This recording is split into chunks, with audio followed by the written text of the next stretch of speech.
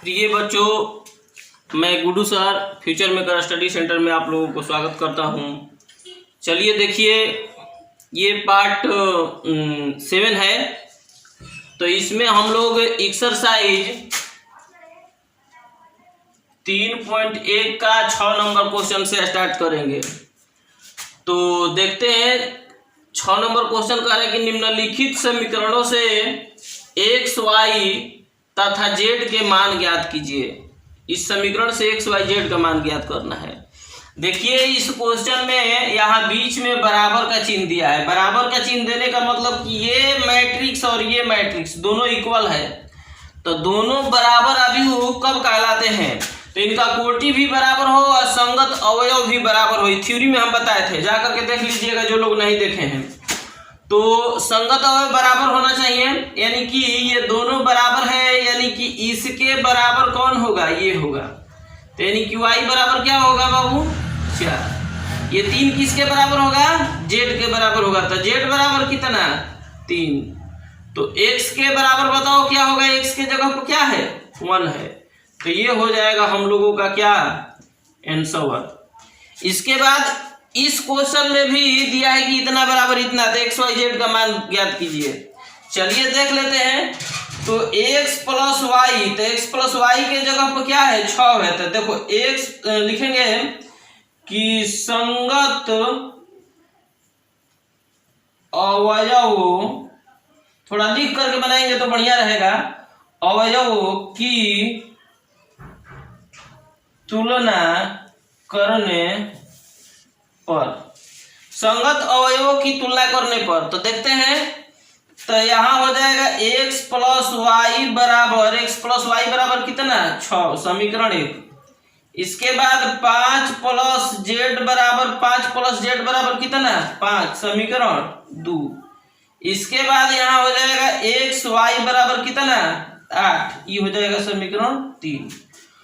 अब इस समीकरण बन गया। तो आप लोग 10th क्लास में पढ़े हैं कि अगर ऐसा क्वेश्चन आता है तो कैसे हम लोग एक्स वाई जेड का मान निकालते हैं। देखिए, इसमें केवल जेड दिखाई दे रहा है, इससे आसानी से हम लोग जेड का मान निकाल सकते हैं। तो लिखेंगे कि समीकरण 2 से, समीकरण 2 से। तो यहाँ हो जाएगा कि 5 प्लस जेड बराबर 5, 5 उधर जाएगा तो घट जाएगा।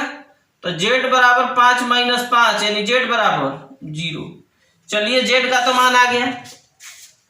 तो जब जेड का मान आ गया बाबू, तो अब हम लोग क्या करेंगे कि एक्स वाई का मान निकालेंगे। तो एक्स वाई का मान देखो, इसमें भी एक्स वाई है, इसमें भी एक्स वाई, दोनों को हल करेंगे। तो प्रतिस्थापन विधि पढ़े होंगे 10th क्लास में, उससे किसी प्रकार के भी क्वेश्चन को हम लोग बना सकते हैं। तो हम लोग समीकरण 1 भी लेकर चल सकते हैं, समीकरण 3 भी लेकर चल सकते हैं। तो कोई एक समीकरण ले लेते हैं, तो जो इच्छा तुम लोग वो लेकर चलो। इसमें तो हम समीकरण 1 से ही चलते हैं। तो लिखेंगे समीकरण 1 से, तो समीकरण 1 से तो हो जाएगा x प्लस वाई बराबर 6। ऐसा करते हैं कि y को या x को, किसी एक को अकेले कर दो। तो यहाँ 6, x उधर जाएगा तो माइनस x। अब इस y के मान को समीकरण 3 में क्या करेंगे? हम पुट कर देंगे। देखो, तो लिखेंगे कि समीकरण 3 में रखने पर, तो चलो रख देते हैं 3 में। तो x इंटू वाई, तो y का मान देखो क्या है? 6 माइनस x बराबर 8। गुणा कर दो तो 6x माइनस x स्क्वायर बराबर 8। ये बाबू दोनों को उस साइड लेकर जाओ। तो x स्क्वायर माइनस है तो प्लस है, ये प्लस है तो माइनस। तो x स्क्वायर प्लस में, ये माइनस में, ये 8 प्लस में है बराबर 0। चलिए देखते हैं, इसका गुणनखंड कर देंगे। तो यहाँ हो जाएगा 8 एकम 8, इसको तोड़ेंगे 2 भागों में, तो 4 दूना के 8, 4 दू 6 हो जाएगा। तो देखिए यहाँ x square minus 4x minus 2x plus 8 बराबर 0। इसमें x कॉमन, तो x माइनस 4 हो जाएगा। इसमें माइनस 2 कॉमन, तो x माइनस 4। गुणनखंड सबको आता होगा। तो यहाँ देख लेते हैं, यहाँ हो जाएगा x minus 4 into x minus 2 बराबर 0। एक बार इतना बराबर 0, एक बार इतना बराबर 0। तो x बराबर 2 आ जाएगा, x बराबर 4 आ जाएगा। तो x का को मान 2 आया। तो y का भी बाबू 2 गो मान आएगा। ध्यान दीजिएगा, जब x 2 गो तो y भी कब होगा 2 गो। अब इसको समीकरण 1 में भी रख सकते हैं और 4 में भी रख सकते हैं, जिसमें 3 में सॉरी। तो इसको हम लोग क्या करते हैं कि लिख देते हैं समीकरण 1 से। तो समीकरण 1 से जब x बराबर 2 तो y बराबर, देखिए एक को ही बदलकर हम यहाँ ये लिखे हैं, एक को ही बदलकर ये लिखे हैं। तो y बराबर 6 माइनस x का मान 2 यानी कितना 4। जब x बराबर 4 तो y बराबर 6 माइनस 4 यानी कितना 2। अब लिखेंगे कि x y तथा z के मान, देखिए बाबू x y z के मान, x का मान 2 लेते हैं तो y का मान 4 हो जाएगा और z का मान 0, या x का मान अगर 4 लेते हो तो y का मान 2 आएगा और z का मान हमेशा क्या आएगा 0। तो ये हो गया हम लोगों का आंसर। चलिए अब हम देखते हैं, अब हम लोग देखेंगे क्वेश्चन नंबर इसका 3, क्वेश्चन 3 देखेंगे किसका, यानी कि क्वेश्चन नंबर 6 का तीसरा। क्वेश्चन नंबर 6 का 3 नंबर क्वेश्चन देखो बाबू क्या दिया है। तो दिया है x plus y plus z, यहाँ x प्लस जेड, यहाँ y प्लस जेड अभी में दिया है, और यहाँ दे दिया है 9 5 7। ध्यान दीजिएगा x y z का मान निकालना है। तो हम लोग कुछ नहीं करेंगे, लिख देंगे कि तुलना करने पर, तुलना करने पर किसका, तो संगत अवयव का तुलना करने पर। तो यहाँ लिख दो x plus y plus z बराबर 9 समीकरण 1, x प्लस जेड बराबर 5 समीकरण 2, और y प्लस जेड बराबर हो जाएगा समीकरण 3 7 हो गया। आप देखो हम लोग क्या करते हैं कि y प्लस जेड का मान उसमें रख देते हैं। तो लिखेंगे कि समीकरण 1 में समीकरण 3 का मान रखने पर चलिए देखते हैं, इसका मान उसमें रख देते हैं। तो x plus y plus z यहाँ दिखाई दे रहा है, तो y प्लस जेड का मान देखो तो क्या दिया है 7, तो इसके जगह रख दो 7 अब बराबर 9। तो 7 उधर जाएगा तो घट जाएगा, तो x बराबर 9 में से 7 घटा 2। चलिए x का मान आ गया।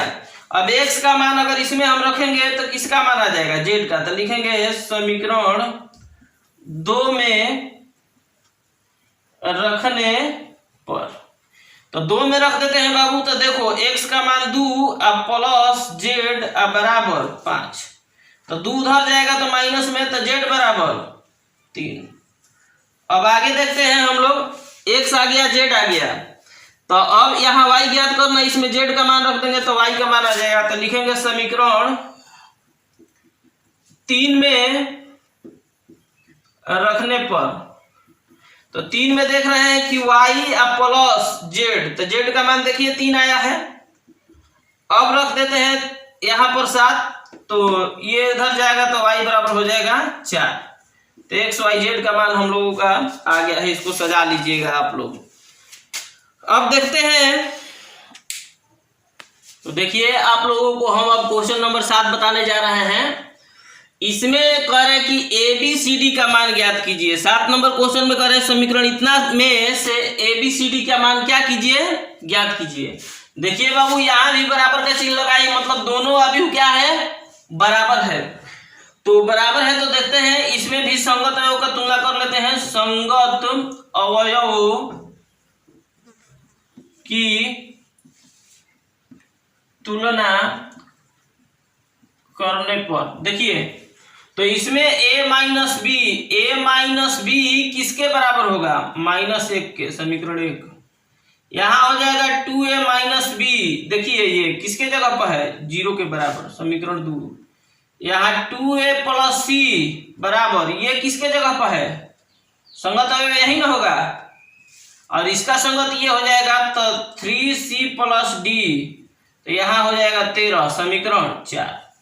ऐसा करते हैं, देखो बाबू इसको हल करने सब लोग 10th क्लास में पढ़ चुके हैं। देखिए इसमें ए बी है, इसमें भी ए बी है, तो दोनों को हल कर देंगे तो ए बी का मान आ जाएगा। जब ए बी का मान आएगा तो ए इसमें रख देगा तो सी आ जाएगा, सी रख देंगे तो इसमें डी आ जाएगा। देखिए ये बी वाला बराबर है लेकिन दोनों का चिन्ह माइनस है, तो हम लोग क्या करेंगे कि एक में से दो या दो में से एक को घटा देंगे। तो लिख देते हैं समीकरण 1 माइनस 2 से। तो a माइनस बी बराबर -1, यहाँ 2a माइनस बी बराबर 0, घटाना है ना, तो माइनस प्लस माइनस चिन्ह बदलता है, ये कट गया प्लस माइनस।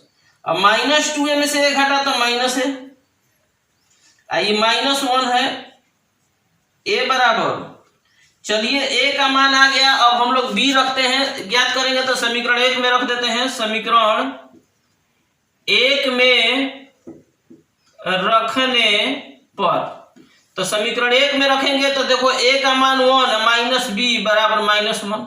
अब 1 उधर जाएगा तो माइनस में, तो माइनस बी बराबर -1, आइए -1 हो जाएगा, तो माइनस बी बराबर -2, माइनस माइनस कट गया तो b बराबर हो जाएगा 2। चलिए बाबू अब a का मान रखेंगे तो c का मान आएगा। तो समीकरण 3 में a बराबर 1 रखने पर,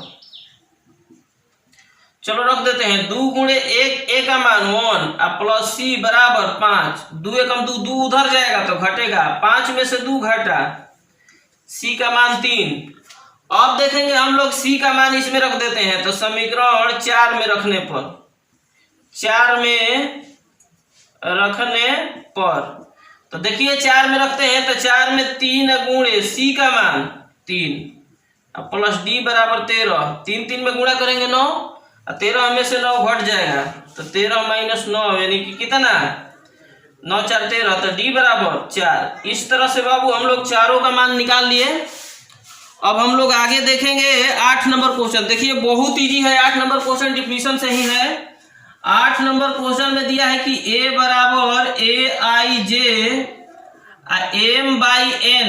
देखो a बराबर दिया है, देखो ध्यान से, a बराबर aij m/n एक वर्ग आव्यूह है यदि, तो कब वर्ग आव्यूह होगा आप लोगों को हम बताए हैं। पहला ऑप्शन दिया है यहाँ m is less than n, फिर दूसरा में दिया है कि m is greater than n, तीसरा में दिया है कि m बराबर n, और चौथा में दिया है कि इनमें से कोई नहीं। तो जानते हैं कि वर्ग आव्यूह होने के लिए पंक्ति की संख्या और स्तंभ की संख्या क्या होना चाहिए, बराबर।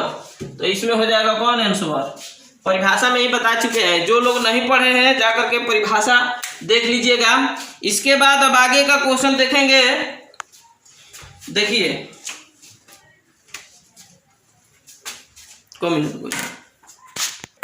तो देखिए आप लोगों को क्वेश्चन नंबर हम 9 बता रहे हैं।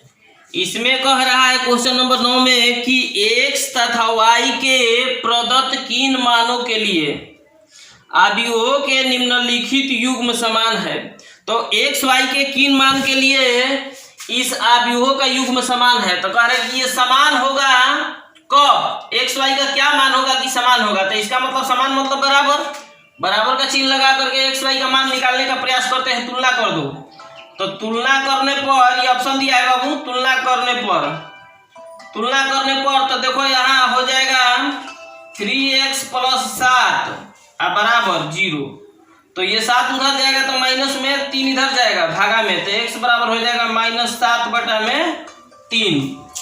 इसके बाद यहाँ हम लोग देख रहे हैं, इसको तुलना कर देते हैं कि 5 बराबर y - 2, ये इधर जाएगा तो प्लस में, तो जोड़ देंगे तो y बराबर हो जाएगा 7। इसके बाद इसको तुलना कर देते हैं पुनः y + 1 बराबर 8, ये 1 उधर जाएगा तो माइनस में, तो y बराबर 7।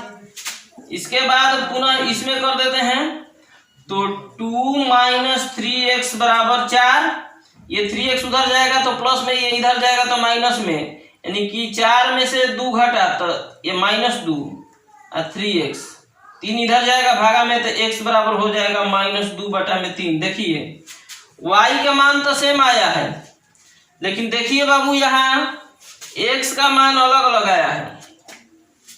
x का 2 मान संभव नहीं है। अगर इस x के मान को हम यहाँ रखते हैं तो देखिए 3 3 कट जाएगा तो -2 और 7, 7 में से 2 घटेगा तो 5 आएगा। यहाँ देखिए यहाँ क्या है 0, कभी बराबर होगा। तो इसमें बाबू y का मान 7 है लेकिन x का मान अलग अलग है, इसलिए x y का मान ज्ञात करना संभव नहीं है। हम लोगों का आंसर कौन होगा ये। अगर किसी को चेक करना है तो इस x के मान को यहाँ भी रखेंगे और यहाँ भी रखेंगे, दोनों को संतुष्ट करना चाहिए। अगर दोनों को संतुष्ट नहीं कर रहा है ये, तो समझेंगे कि इसका आंसर क्या होगा। तो देखिए बाबू 10 नंबर क्वेश्चन देखेंगे। दिया है क्वेश्चन कि 3/3 कोटि के ऐसे आव्यूहों की कुल कितनी संख्या होगी जिनकी प्रत्येक प्रविष्टि 0 या 1 है। 3/3 कोटि के आव्यूहों की संख्या पूछ रहा है, यानी को आव्यूह बनेगा। 3/3 कोटि का हम लोग को आव्यूह बना सकते हैं, किसका प्रयोग करके। तो कह रहे कि 0 या 1 अवयव का प्रकार, प्रविष्टि मतलब अवयव होता है, तो 0 या 1 का यूज करके हम लोग कितने आव्यूह बना सकते हैं। तो अवयव का प्रकार यानी 0 या अवयव के प्रकारों की संख्या हो जाएगा 2। को है 2 प्रकार के अवयव है। अगर हो सकता है कि यहाँ 0 या 1 या 2 3 प्रकार हो जाएगा तो 3 लिख देंगे। अवयवों की संख्या तो क्या हो जाएगा 9, यानी कि उस आव्यूह में 3/3 कोटि का है तो उसमें को अवयव 9 गो अवयव हटेगा। तो आव्यूहों की संख्या बराबर होता है कि अवयवों के प्रकार की संख्या, यानी कि 2। बोल रहे हैं सूत्र, नोट कर लीजिएगा। अवयव के प्रकार की संख्या का होल पावर, अवयवों की संख्या, अवयवों की संख्या तो 2 के पावर 9 होगा तो इसका हो जाएगा 512। तो आज के वीडियो में इतना ही। अब इसके बाद कल बताया जाएगा।